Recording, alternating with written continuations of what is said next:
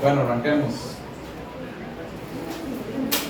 Bueno, el día de hoy, chicos, vamos a estar continuando con la carta de Hebreos. Hoy vamos a estar continuando con el capítulo 13. Vamos a estar estudiando específicamente los versículos del 3 al 4. Versículos del 3 al 4. Entonces, si gustan, pueden abrir sus Biblias y me acompañen en oración. Yo aquí tengo la versión Nueva Traducción Viviente, es la que voy a utilizar para la enseñanza, pero ustedes me pueden seguir. Entonces, Hebreos 13, voy a leerlo desde el versículo 1 hasta el 4. Sigan amándose unos a otros como hermanos. No se olviden de brindar hospitalidad a los desconocidos, porque algunos que lo han hecho han hospedado ángeles sin darse cuenta. Acuérdense de aquellos que están en prisión, como si ustedes mismos estuvieran allí. Acuérdense también de los que son maltratados, como si ustedes mismos sintieran en carne propia el dolor de ellos. Honren el matrimonio y los casados manténganse fieles el uno al otro. Con toda seguridad Dios juzgará a los que cometen inmoralidades sexuales y a los que cometen adulterio. Entonces vamos a orar y ponemos en manos del Señor la enseñanza. Padre, gracias un domingo más porque podemos estar aquí, Señor, escuchando de ti, aprendiendo de ti. Señor, gracias porque podemos venir a adorarte por medio de los cantos, por medio de la enseñanza, por medio del diezmo. Señor, por medio del compartir y ver a nuestros hermanos. Señor, gracias porque nos has regalado una iglesia donde podemos venir a escuchar de ti, Señor. Gracias porque tu palabra es miel a nuestro paladar. Señor, yo te pido que nos des un corazón hoy agradecido, Señor, de poder escuchar de ti, de aprender de ti. Danos humildad, Señor. Saca afuera, Señor, cualquier preocupación, cualquier carga que traigamos de nuestros hogares, de nuestros trabajos. Señor, y permítenos que podamos meditar en ti, Señor, y que tu palabra sea plantada en tierra fértil, Padre, y dé fruto a su debido tiempo. Señor, en ti confiamos. Te pido por humildad, Señor, para exponer tu palabra esta mañana. Señor, y en el nombre de Cristo te ponemos esta enseñanza para que tú seas el único glorificado, el único exaltado. Amén. Ok. Como ustedes saben, llevamos varios meses estudiando la carta de Hebreos. Empezamos desde el capítulo 1, versículo 1, y bueno, estamos llegando ya al último capítulo, el capítulo 13. Los primeros 12 capítulos de Hebreos son capítulos donde el autor de Hebreos se ha dedicado a exaltar a Cristo, se ha dedicado a exponer a ese maravilloso Dios quien ha hecho todo por nosotros. Se ha dedicado a poner a Cristo como el primero en todo, el mayor en todo, ¿verdad? Leíamos cosas como que Cristo es el resplandor de la gloria de Dios, ¿verdad? Es la gloria de Dios misma en la tierra. Cristo es la imagen, es la sustancia de Dios. Cristo es el ser divino, el Mesías esperado. Habíamos leído de que Cristo sostiene todas las cosas con el poder de su palabra, ¿verdad? Cuando Cristo venía y enseñaba, lo que Él hablaba era Dios mismo hablando al pueblo. Habíamos visto que su sacrificio, el sacrificio de Cristo en la cruz, ese fue el sacrificio perfecto, ¿verdad? Él vino como esa oveja sin mancha, inmaculada, que se entregó a sí mismo, ¿verdad? Que su cuerpo fue muerto, clavado en la cruz. Él derramó su sangre su preciosa sangre por el rescate de muchos para limpiarnos de nuestros pecados. Un solo sacrificio, una sola vez y para siempre. ¿Verdad? Toda la carta de Hebreos es una carta muy doctrinal. Es una carta donde nos enseña muchas verdades acerca de lo que ha hecho Dios, de lo que ha hecho su Hijo Cristo. ¿Verdad? Es una carta sumamente doctrinal. Sin embargo, cuando llegamos acá al capítulo 13, nos encontramos que la carta toma otra cara un poco distinta. Es una cara donde ya no está enfocado en Cristo centralmente, sino que ahora se centra un poco en cómo el cristiano debería actuar, ¿verdad? Cuáles son esas características o esas cualidades cristianas que todo cristiano debería tener. Ya empieza una forma práctica, por decirlo así. Y comienza dándonos una serie de exhortaciones. Yo les preguntaba en la mañana en la iglesia, en inglés, que si todos sabíamos que eran exhortaciones. Es una palabra que utilizamos mucho cuando predicamos, cuando enseñamos. Es una palabra bíblica, pero tal vez a veces no se entiende mucho qué es lo que quiere decir. No sé si saben qué es exhortación. Pero bueno, yo me puse a buscarlo. Hay varias definiciones. Pero una exhortación es simplemente un llamado, pero no es un llamado cualquiera. Es como un llamado alerta a que nosotros despertemos de algo que no estamos haciendo. ¿Verdad? Es como, yo le decía hoy en inglés, es como un wake up call, ¿verdad? Hacer algo. Y esta serie de exhortaciones que el capítulo 13 nos muestra son cosas que el autor dice: hey, hagan esto, despiértense, anímense. Estas son cosas que ustedes como cristianos deberían de estar haciendo. Amándose unos a otros, siendo hospitalarios, mostrando compasión por los demás, teniendo matrimonios puros delante del Señor. Despierten. Esta es la vida del cristiano. Ahora, antes de comenzar a meternos de lleno al texto, quisiera que nos tomáramos un tiempo a pensar sobre cuál es la relación, ¿verdad?, de los primeros 12 capítulos de la carta de Hebreos con respecto a este capítulo 13 de Hebreos. Que pensemos cuál es la relación de toda la obra de Dios que nos ha mostrado, toda la doctrina de Dios, con ahora estas obras, ¿verdad?, humanas, estas obras cristianas. ¿Cómo se relaciona esto?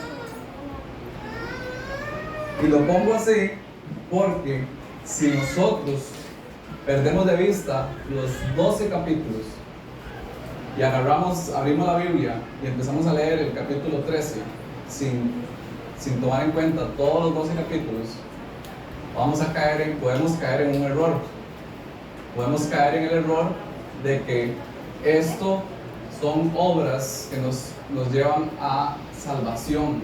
Son obras que podemos con eso agradar a nuestro Dios y con eso encontrar el perdón o el agrado de Dios por mis obras. Sin embargo, el capítulo 13 no es un capítulo aislado. La carta de Hebreos es una sola carta y debemos de entenderla como un todo. Entonces, ¿cuál es la relación de la obra de Dios en la salvación y las obras del cristiano? ¿Verdad? La carta de Hebreos es una carta donde nos ha llamado muchas veces a perseverar, ¿verdad?, a perseverar en nuestra santificación, perseverar como cristianos en nuestro caminar cristiano. Perseveremos en buenas obras. Nos exhorta muchas veces a que, ¿verdad?, incluso hay un versículo en Hebreos que dice que si no perseveramos no seremos salvos, ¿verdad? Pero si leemos de nuevo eso y quitamos todo lo demás, podemos caer en el error de tener un mal entendimiento, ¿verdad? ¿Cuál es mi rol en mi perseverancia? Mi perseverancia en las buenas obras es lo que causa mi salvación o es la consecuencia. ¿Mis obras son la razón de mi salvación o es el resultado? Ahora, alguien podría decir, bueno, no es una pregunta tan importante. Es una pregunta importante. ¿Por qué? Porque si no entendemos esto claramente, es algo de vida o muerte. Es algo que no entendemos la gracia de Dios. No entendemos la obra de Dios en nuestras vidas. Podríamos caer en dos errores. Uno sería caer en un moralismo o un legalismo que se conoce. O por otro lado, podríamos cometer el error de caer también en un cierto libertinaje.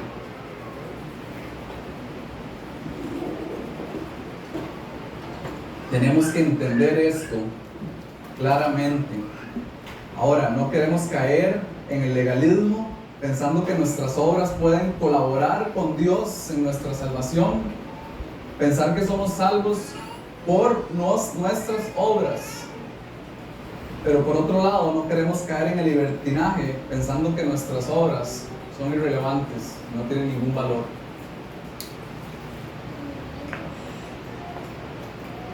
Ahora, primeramente, hablemos un poco del legalismo.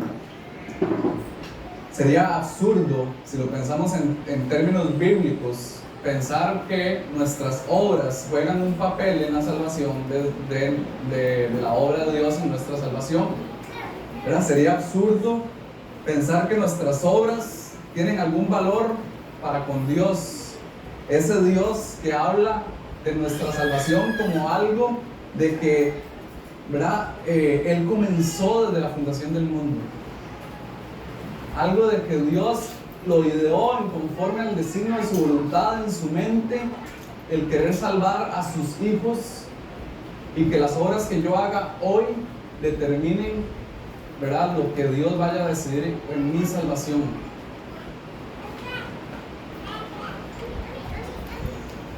Sería absurdo pensar que mi perseverancia en las buenas obras hoy cause la elección que Dios decidió desde antes de la fundación del mundo. Y eso es lo que habla Efesios 1, versículos 11. Dice: en Cristo fuimos hechos herederos.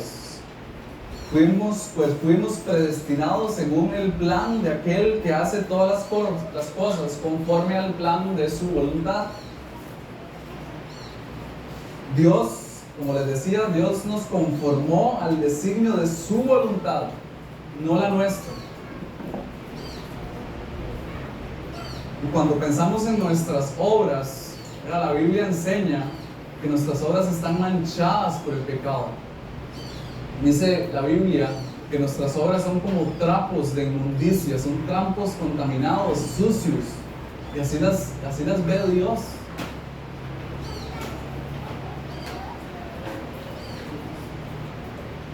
Si el hombre pudiera contribuir a su salvación, ¿habría algo con qué jactarse? Esa sería la pregunta. Pero Pablo dijo en Efesios 2:9 de que la salvación no es por obras para que nadie se jacte. No hay nada que yo pueda hacer delante de Dios para yo jactarme de que Dios tiene que aceptarme en su reino. No hay ninguna persona que pueda llegar al cielo delante de Dios y decir: Dios, mira, yo he hecho todas estas cosas y por estas cosas merezco estar contigo en la eternidad. No hay nada que usted haya hecho bueno a los ojos de Dios sin Cristo. De nuevo, las obras sin Cristo son como obras de inmundicia, obras sucias, contaminadas. Nadie puede ganar ni merecer nada por sus obras. Entonces, de nuevo, ¿en dónde quedan estas obras? ¿Qué rol juegan? Y es que Dios, la respuesta a esto sería que Dios, en su gran bondad, en su gran amor, después de habernos salvado, después de habernos dado vida juntamente con Él, ¿verdad?, participamos en la santificación que Él empieza en nosotros. Yo les decía ahora que la obra de Dios en nuestra vida es como un paquete de todo incluido, ¿verdad? Es como que uno no puede sacar ciertas cosas, no, usted compra el paquete y el paquete es todo incluido. Y Dios, cuando te salva, Él empieza por la elección que Él hizo en usted. Dios comienza a darnos, por decirlo así, una vida nueva. Él nos regenera. Dios empieza a cambiar su corazón y ahí es lo que conocemos como la conversión, ¿verdad? Nos volvemos de una vida de pecado y volvemos a ver a Cristo y corremos hacia Él. Dios pone en nosotros fe genuina para creer en la obra de Cristo y correr a Él y encontrar salvación en Él. Dios es el que comienza la obra por medio del Espíritu Santo en su corazón a santificarnos. Dios es el que salva. Dios es el que hace todo en tu vida. ¿Tenemos de qué jactarnos? No. Tenemos un Espíritu Santo que opera en nuestro corazón y nos santifica. Sí. Y ese es el papel donde entramos aquí. Dios está obrando en sus vidas después de haberlo regenerado, después de hacerlo una nueva criatura, le dio un nuevo corazón y ahora usted en agradecimiento de todo lo que Dios hizo, de sacarlo en el hueco donde usted estaba de su pecado, lo ha transformado y usted entendiendo la obra de Dios magnífica, entendiendo esos 12 capítulos que el autor de Hebreos viene hablando de quién es Cristo, ese maravilloso Dios que se ha revelado al mundo. Nuestro corazón brota de agradecimiento y empezamos a actuar, a agradar a Dios, a adorar a Dios, a servirle a Él por lo que Él ha hecho en nosotros. Efesios 2:8 dice: esto no procede de ustedes, sino que es un regalo de Dios. Ahora, la otra cara de la moneda, como les decía, es pensar que ok, ahora ya entiendo, el Señor me salvó, el Señor hizo todo, el Señor me hizo una nueva criatura, mis obras no son para salvación, ¿verdad? Entonces, ojo aquí el error. Creer de que como ahora yo soy salvo y he sido justificado a los ojos de Dios, ahora, ¿verdad? El Cristo murió por mí, me ha limpiado, ¿verdad? Con su sangre. Entonces ahora no importa lo que yo haga y yo puedo vivir una vida como me da la gana porque ya he sido salvo y que Dios en su palabra promete dar o cuidar a los suyos, perseverar a los suyos, glorificar a los suyos. Sería un error pensar de que nuestras obras no tienen ningún sentido, de que yo puedo vivir una vida como me dé la gana. Y digo que sería un error porque si vemos igual en Efesios 2:10, dice que fuimos creados en Cristo Jesús, no para hacer lo que nos dé la gana, sino dice para buenas obras, las cuales Dios dispuso de antemano a fin de que las pongamos en práctica. Somos llamados a vivir en esas buenas obras de las cuales Dios ha diseñado, Él dispuso de antemano. Sería absurdo también pensar de que el Señor hizo todo lo que hizo para ahora dejarnos a la libre y que hagamos lo que nos dé la gana. Dios hizo lo que hizo y Él ha prometido perseverar tu vida, darte un Espíritu Santo, pero también tienes un rol. Esfuércense, perseveren, y ahí la exhortación. Este versículo 13, esta carta, el capítulo 13, sería mal entendido de nuevo si no entendemos esto. ¿Verdad? Si no entendemos de dónde nace o cuál debe ser el corazón correcto cuando hago buenas obras.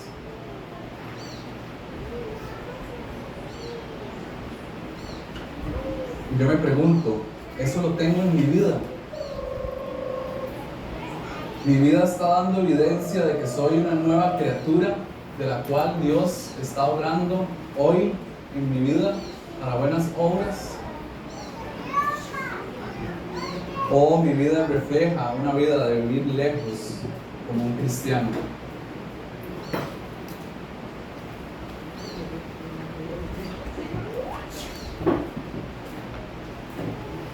¿Estamos claros?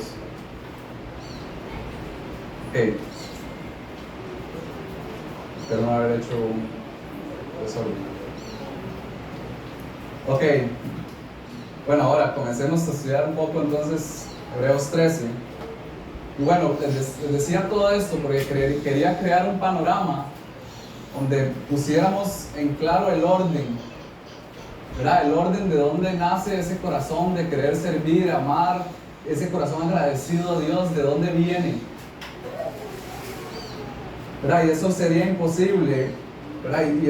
Si no entendiéramos correctamente, pero eso está fundamentado también si nos vamos un versículo atrás, en el versículo 28 del capítulo 12, leemos lo siguiente, dice: puesto que nosotros estamos recibiendo un reino inconmovible, seamos agradecidos.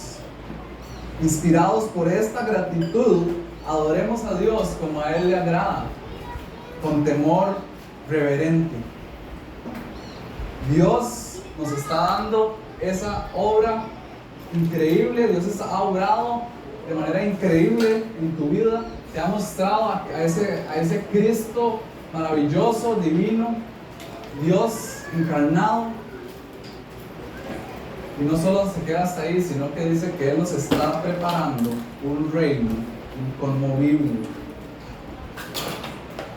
Sabiendo todo eso, ¿verdad?, debería de brotar un agradecimiento por todo lo que Dios ha hecho y va a hacer en tu vida.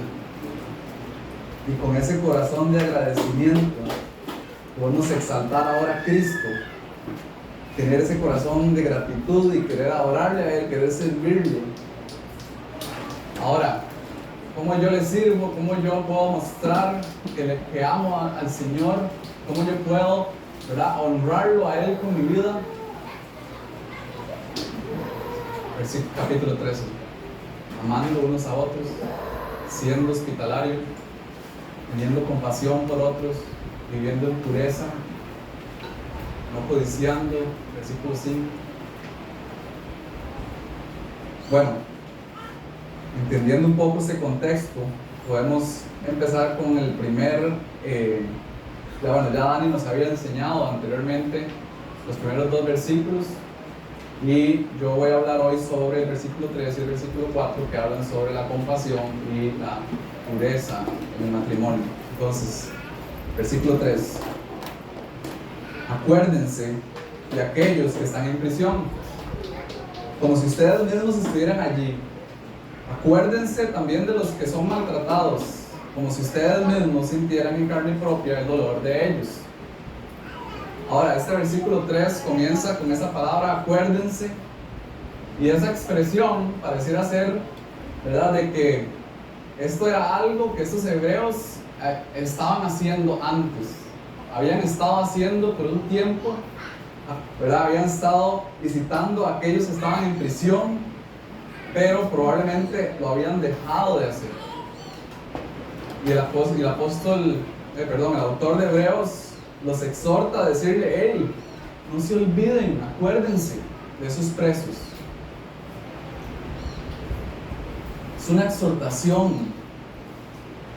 Aunque muchas veces a nosotros nos es más fácil tener compasión en alguna situación de la que ya hemos vivido antes. Por ejemplo,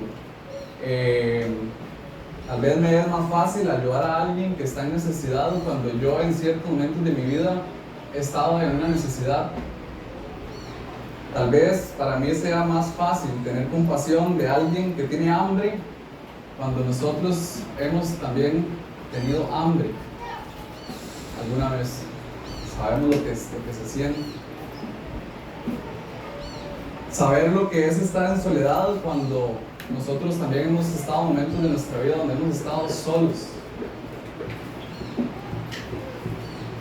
Ahora, sin embargo, este texto no es exactamente el punto del autor de que nosotros tenemos que atravesar el hambre, la soledad, la necesidad para ahora sí sentir compasión por ellos. ¿Verdad? No, el autor de Hebreos nos está llamando a que tratemos de experimentar, tratemos de identificarnos, aunque usted no lo tenga o no lo sienta, ¿verdad? No necesariamente es como aquel está pasando por una necesidad y aquella persona estuvo en necesidad hace tiempo de vaya usted y lo atienda. No, el autor nos está llamando a todos a que esforcémonos en identificarnos con la persona que está pasando por una situación. Si tú estuvieras preso, probablemente muriendo de hambre, estuvieras deseando que llegara alguien con un plato. Si fueras tú el que estuvieras en prisión, solo, en una celda, estarías deseando que alguien llegara a conversar contigo, a orar por ti. Debemos tener compasión. Debemos hacer por ellos lo que quisieran que hicieran por nosotros. Y por eso este versículo también dice, es como si ustedes mismos estuvieran allí. Y Jesús habla también de esto y nos da en Mateo 7, versículo 12, lo que Jesús llama, o lo que la Biblia le pone, ¿verdad? En esos versículos, esos títulos ahí, como una regla de oro que Jesús dio. Dice Mateo 7, versículo 12, haz a los demás todo lo que quieras que te hagan a ti. Esa es la esencia de todo lo que se enseña en la ley y en los profetas. Debemos tener compasión, identificarnos con ellos y hacerles lo que a nosotros nos gustaría que nos hicieran por nosotros. Ese es el punto acá. Ahora, las cárceles en esos tiempos, en el primer siglo, eran lugares donde solían, no eran como las cárceles de ahora, eran lugares donde se encerraban a la gente y no usualmente los alimentaban. Entonces, los familiares o los amigos eran los que tenían que ir a visitarlos, a darles de comer, a cuidar por ellos.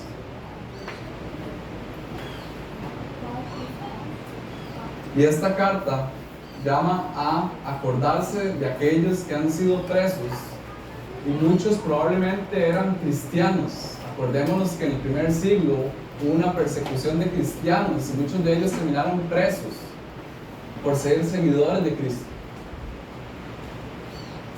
Y si usted era un cristiano y estaba preso, y yo iba a visitarlo y llevarle comida, los romanos probablemente se iban a dar cuenta de que yo también era cristiano. Y probablemente me iban a terminar o corría el riesgo muy alto de terminar encarcelado también con mi hermano. El autor de Hebreos aquí, y eso nos pone en otra perspectiva, porque el autor de Hebreos está haciendo un llamado a que usted ponga por delante a su hermano, que es su vida. De que no se preocupe si usted iba a terminar encerrado o no, preocúpese por su hermano, vaya. Y este es el verdadero amor que el Señor quiere que nosotros mostremos.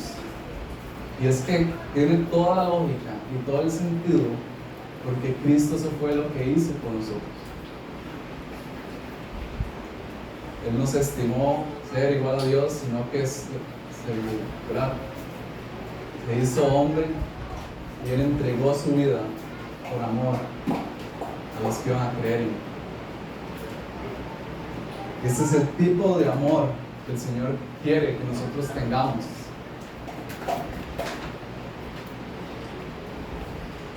Estos hebreos estaban siendo llamados a no temer, sino a mostrar el amor a estos hermanos presos, a poner su mirada en ese reino inconmovible del que habla el autor de Hebreos.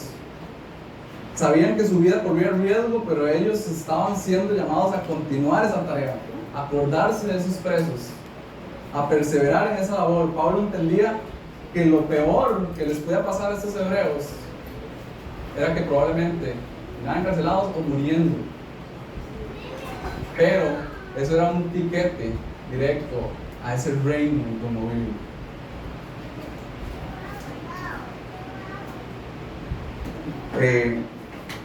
Aristes, un orador no creyente del primer siglo, escribió algo acerca de esto y dice: si oyen que alguno de ellos está en prisión o en problemas por el nombre de Cristo, ofrecen ayuda para el necesitado, o si pueden redimirlo, lo hacen, lo liberan.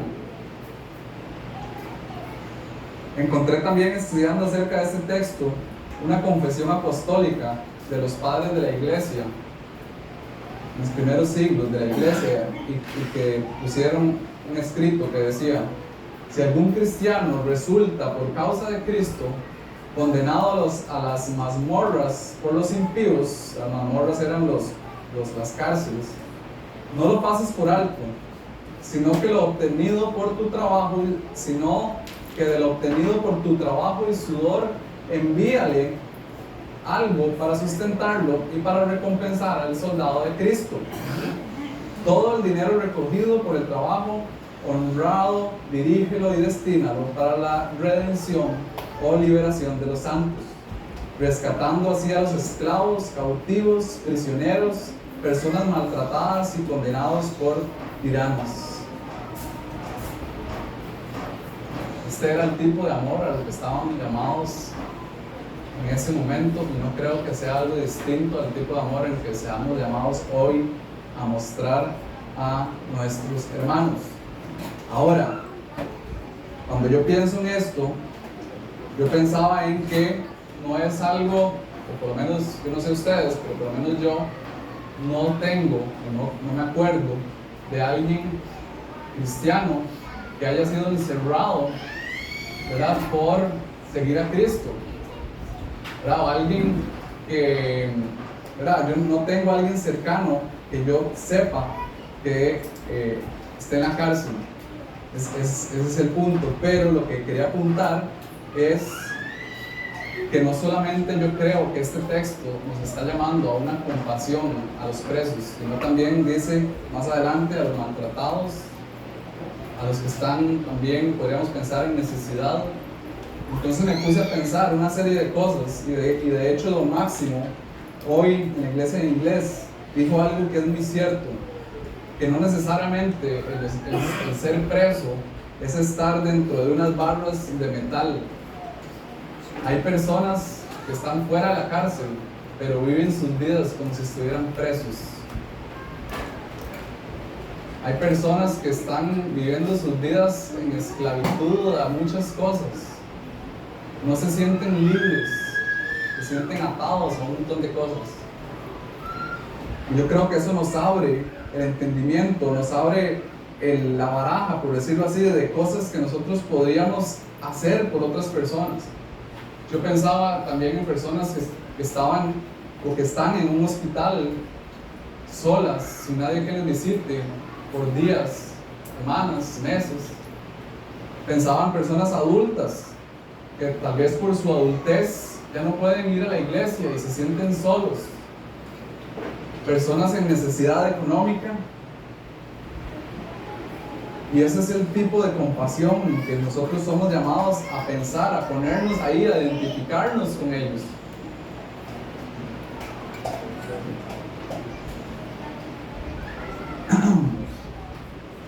Eso es algo que Dios nos pide.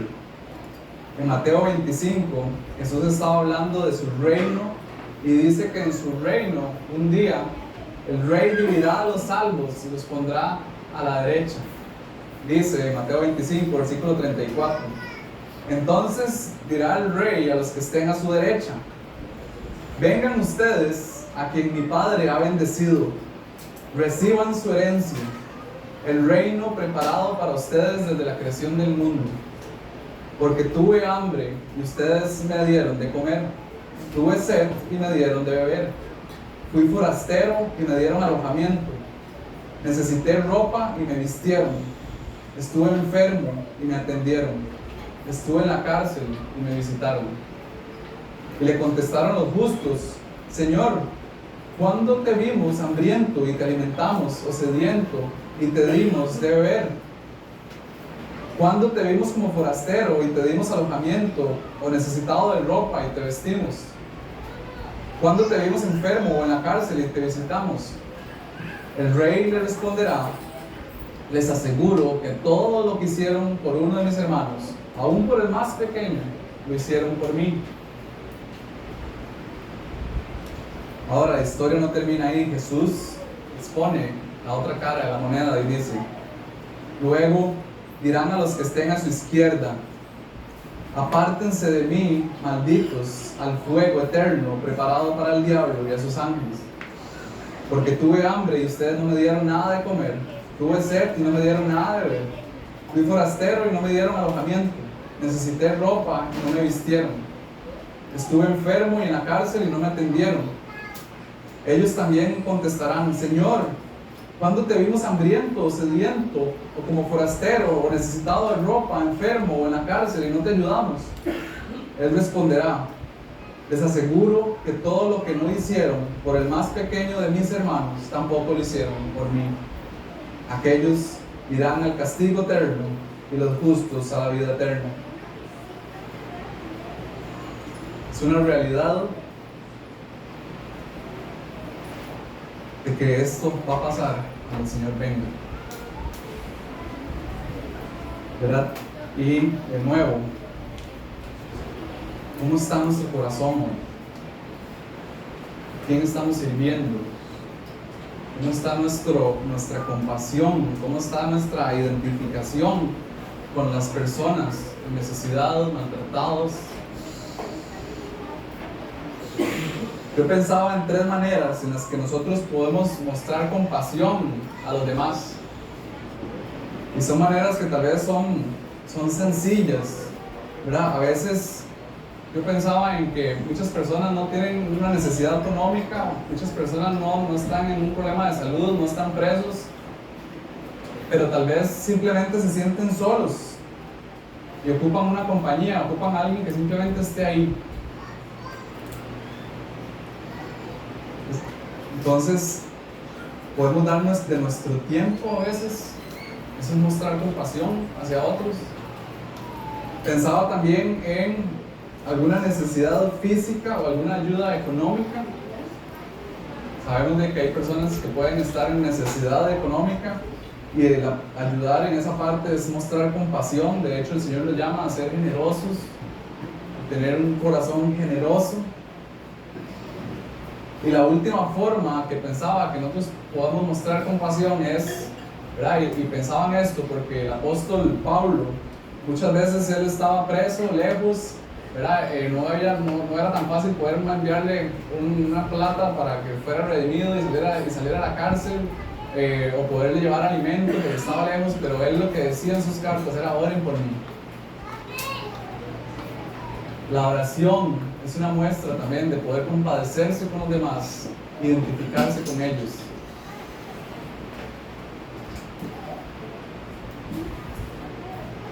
Ok, versículo 4, la pureza. Dice: honren el matrimonio y los casados manténganse fieles el uno al otro. Con toda seguridad Dios juzgará a los que cometen inmoralidades sexuales y a los que cometen adulterio. Si tú vas a querer agradar a Dios, agradecido por lo que el Señor ha hecho en tu vida o ha obrado en tu vida, y tienes un corazón nuevo y quieres agradarlo a Él, una forma de agradarlo es vivir en pureza. Yo pensaba que esto es algo que necesitamos. El ser humano hoy, el hombre y mujer de hoy, necesita escuchar de esto urgentemente. ¿Por qué? ¿Por qué digo urgente? Porque lamentablemente, y es algo muy evidente para nosotros, vivimos en una sociedad que ha deshonrado el matrimonio, que ha contaminado el matrimonio. Vivimos en una sociedad donde el matrimonio ya no es algo honroso, ya no es algo sagrado. La gente ya no cree en el matrimonio.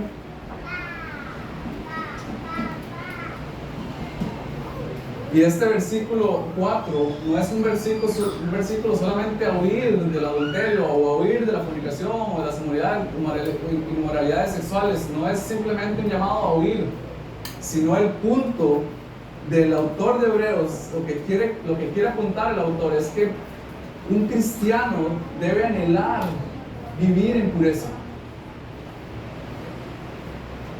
No es simplemente voy a cuidarme de esto, y huyo de esto, y me tapo los ojos.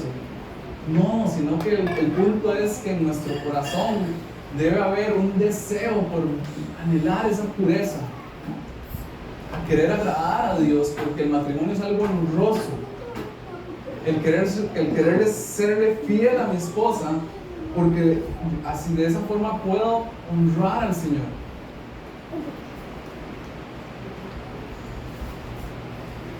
Dios ha creado el matrimonio. El matrimonio es algo hermoso, es algo precioso para Dios. Y tenemos que entenderlo así. Tenemos que volver nuestros ojos a lo que Dios creó desde Génesis 2, cuando Dios instituyó el matrimonio. Cuando Dios dijo, el hombre deja a su padre y a su madre y se une a su esposa, y los dos se convierten en una sola carne. Dios, de nuevo, es el que ha instituido el matrimonio. Es algo hermoso para Dios. Y a través del matrimonio, no solamente vemos la unión o ese solo cuerpo de ese esposo con esa esposa, sino que también es un reflejo de Cristo con su iglesia. Acuérdense de Pablo cuando decía, grande es este misterio, y este es el misterio de que así como es el matrimonio, así es Cristo con su iglesia.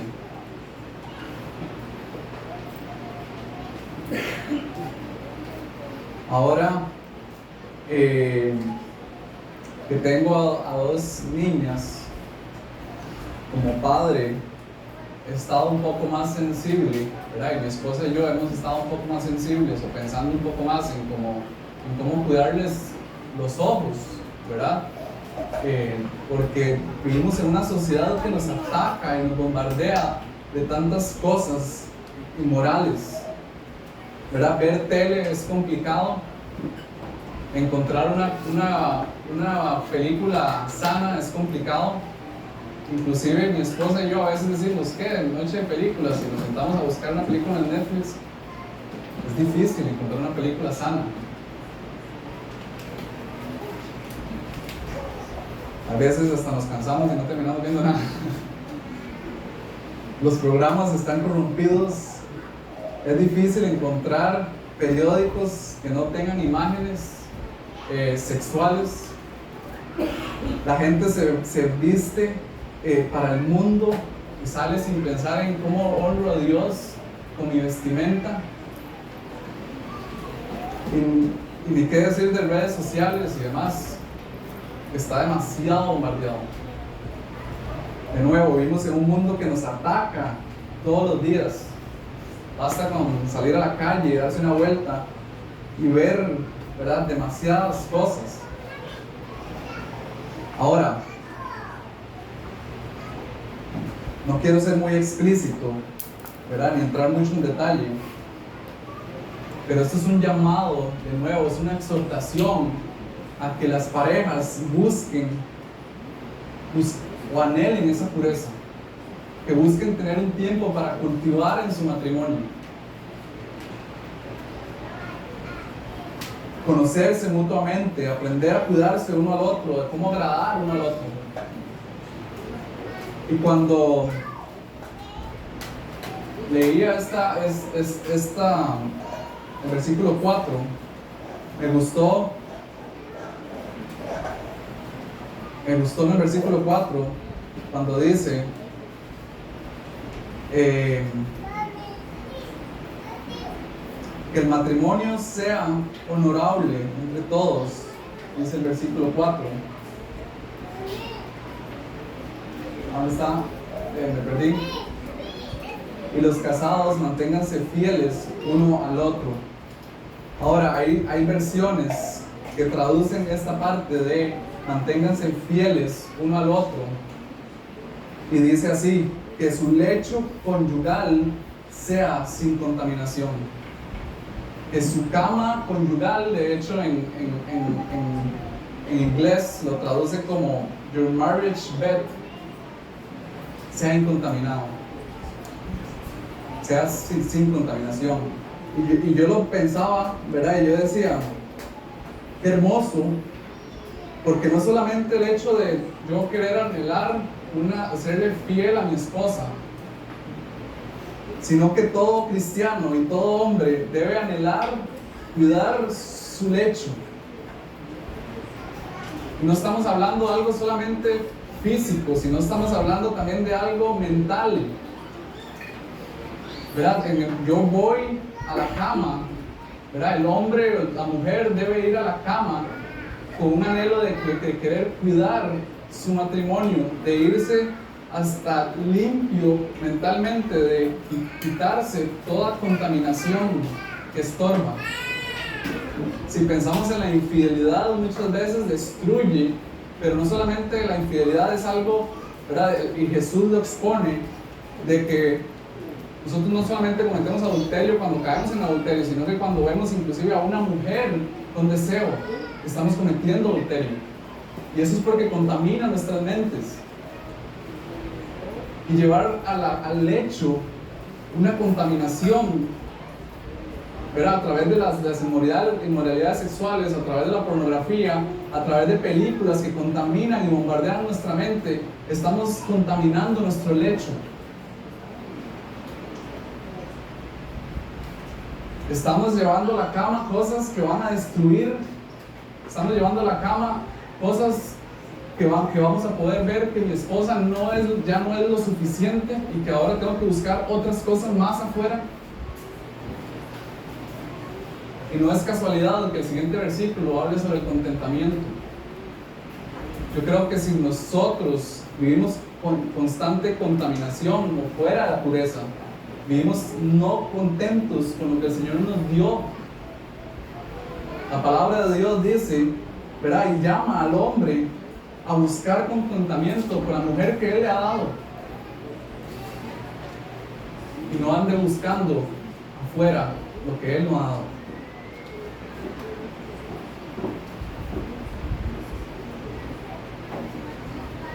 Hay cristianos que viven preguntándose que qué es lo que Dios quiere para mí o cuál es la voluntad de Dios para mí.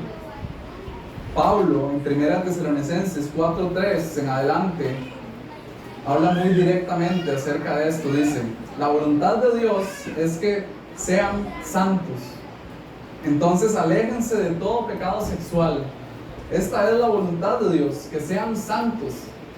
Aléjense de todo pecado sexual. Directo. Como resultado, cada uno controlará su cuerpo y vivirá en santidad y honor. No en pasiones sexuales como viven los paganos que no conocen a Dios ni sus caminos. Nunca hagan daño ni engañen a otro creyente en este asunto, teniendo relaciones sexuales con su esposa, porque el Señor toma venganza de todos esos pecados que ya los hemos advertido solemnemente. Dios ha llamado a vivir vidas santas, no impuras. Por lo tanto, todo el que se niegue a vivir de acuerdo a las reglas no desobedece a enseñanzas humanas, sino rechaza a Dios, quien es el que da el Espíritu Santo. De nuevo, ¿cuál es la voluntad de mi vida? ¿Qué es lo que el Señor quiere para mi vida? Sea santo, busque la pureza. Y teniendo eso, trabajando en la pureza, luchando, perseverando en eso, encuentro propósito. Y todo lo demás el Señor lo traerá por añadidura.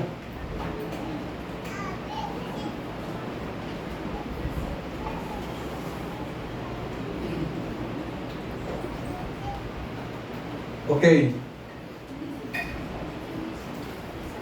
En conclusión, quisiera cerrar haciendo un llamado nuevamente a que despertemos, haciendo un llamado a que nosotros quitemos los ojos del mundo y volvamos a ver ese reino inconmovible, que quitemos de vista lo que nosotros hacemos con un corazón incorrecto y recordemos de que todo lo que nosotros somos hoy, hijos de Dios, es porque todo lo que el Señor ha hecho por nosotros. De que nosotros despertemos también de nuestra comodidad y que sintamos compasión por otros, que nos identifiquemos con otros. ¿Cómo se ven nuestras vidas hoy?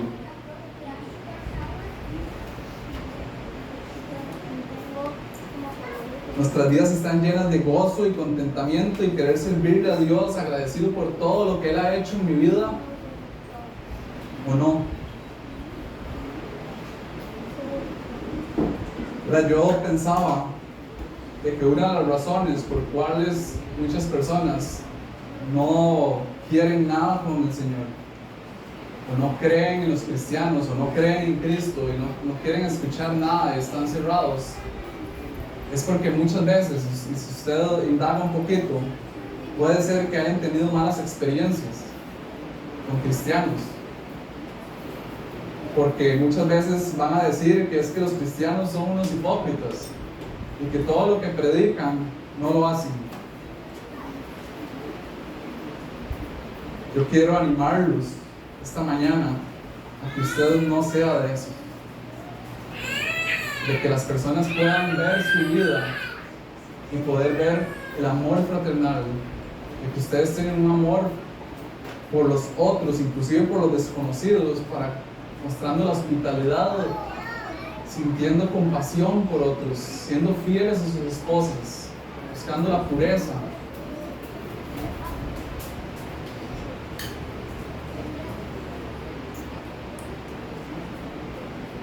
Ahora, si usted hoy está aquí y no siente un deseo genuino de querer agradar a Dios, servirle a Él, no está en su corazón, yo lo llamo, yo le hago un llamado a que se arrepienta, busque al Señor.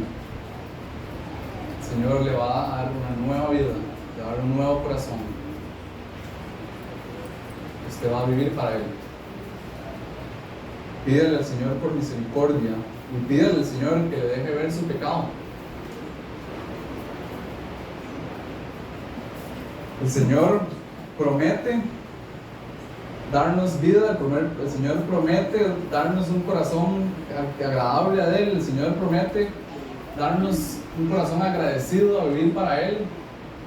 El Señor quiere eso, el Señor quiere santificarnos, pero también tenemos un rol en eso.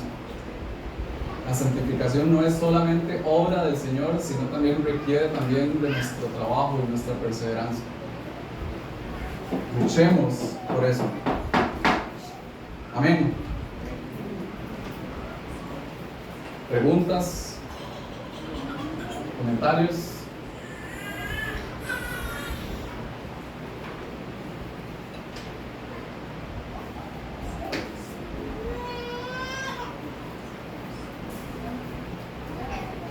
Ok. Bueno.